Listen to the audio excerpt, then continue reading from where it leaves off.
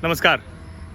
अक्सर एक बात आप ज़रूर सुनते होंगे कि सरकारी योजनाओं के लिए धन की बहुत कमी है, यानी पैसे नहीं हैं सरकार के पास, और इस वजह से जो शहर की योजनाएं हों या फिर गांव की योजनाएं हों वो पूरी नहीं हो पाती हैं। और कई बार तो लगता है कि क्या सरकार के पास इतना धन संग्रह होता भी है। लेकिन ये जहां मैं खड़ा हूँ इसकी मैं कहानी आपको बताऊंगा तो आपको समझ में आएगा कि न तो सरकार के पास धन की कमी है और न ही सरकारी योजनाओं की।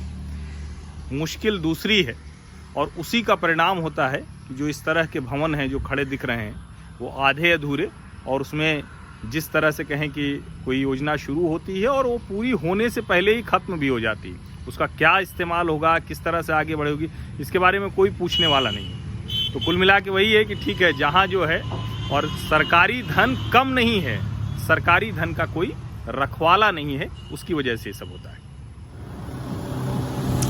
अब ये जो जगह है इसका नाम है कसारी। ये कसारी पंचायत है और कौड़िहार विकास खंड में आती है। इसकी प्रयागराज से दूरी है करीब 20 किलोमीटर। ये आप देख रहे हैं, ये जो राष्ट्रीय राजमार्ग है प्रयागराज से लखनऊ का, तो उसमें ये इमारत आपको बनी हुई दिख रही है। और ये एक कमरा है जो टूटा फूटा कमरा बना हुआ दिख रहा है। देखिए दरवाज़ा भी उसमें नहीं है।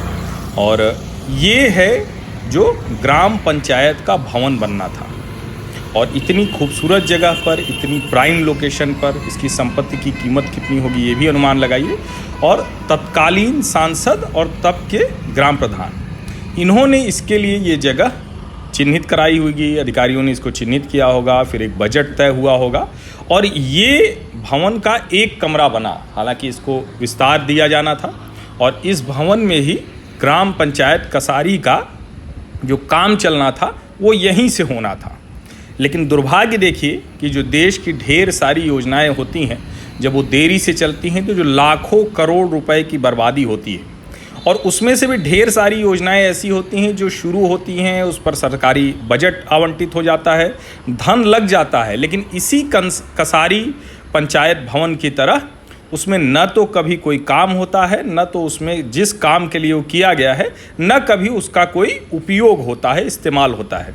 और ऐसे ही सरकारी धन की बर्बादी होती है और अक्सर हम रोना रोते रहते हैं कि देखिए सरकार के पास धन नहीं है।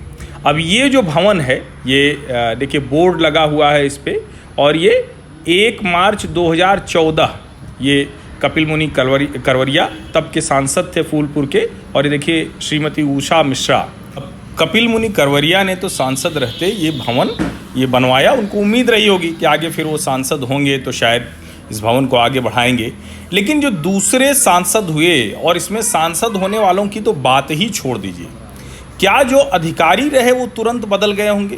क्या पूरा का पूरा जो जिला प्रशासन, जो वहाँ का विकास खंड के लोग, जो सारे अधिकारी थे वो सब बदल गए कि किसी को इसकी सुध लेने की ज़रूरत नहीं पड़ी? और अब हम इसके अंदर चल के दिखाते हैं कि आखिर सरकारी तंत्र, जब मुर्दा सरकारी तंत्र कह रहा हूँ तो क्यों कह रहा हूँ। देखिए पूरी की पूरी छत पे सीलन लगी हुई है, यानी आपको साफ दिख रहा है कि जिस दिन इस भवन का उद्घाटन हुआ बिना खिड़की दरवाजे के, और उम्मीद थी कि यहाँ से ग्राम प्रधान बैठेंगे, जो वहाँ के अधिकारी होंगे वो बैठेंगे, पंचायत सचिव बैठेंगे, और पूरी तरह से जो गांव के विकास की योजनाएं होंगी यहाँ से चलेंगी। अब सोचिए कि जब पंचायत भवन का ही विकास नहीं हो पाया, जब पंचायत भवन की ही छत टपक रही है, जब उसी में सीलन लगी हुई है, तो आप क्या उम्मीद कर सकते हैं क्या कि कसारी ग्राम पंचायत की दूसरी विकास योजनाएं चल पाई होंगी? और अगर आप ध्यान से देखिए, मैंने इसीलिए इसको रुक कर ये लिया है, देखिए बूंदें टपक रही हैं, यानी बारिश उस वक्त रुक गई है, लेकिन छत ऐसी होगी कि छत पर पूरा का पूरा पानी जमा हो गया तो बूंदें बाकायदा टपक रही हैं।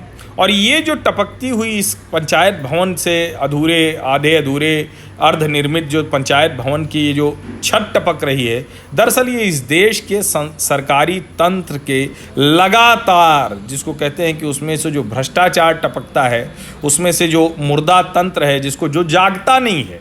सरकारें आती हैं, चली जाती हैं, और मैं बार बार कहता हूँ कि देश को सरकारों से बदला तो जाता है, लेकिन जो तंत्र है क्या वो हम बदल पाते हैं क्या? क्योंकि उसके लिए चुनाव नहीं होता है, उसको जो सरकार में बैठे लोग हैं उनको बदलना है। लेकिन क्या कसारी ग्राम पंचायत के इस भवन की फाइल एक बार भी किसी अधिकारी के सामने से नहीं गुजरी?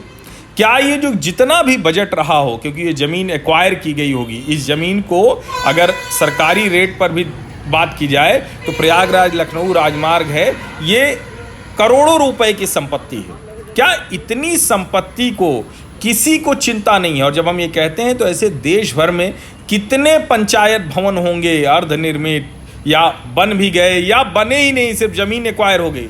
मुझे लगता है कि देश के सरकारी तंत्र का इससे ज़्यादा जो कहे कि मुर्दा होने का प्रमाण और नहीं हो सकता। उम्मीद हम करें कि शायद कभी ये तंत्र जागेगा और देश को बदहाली से बाहर ले आएगा।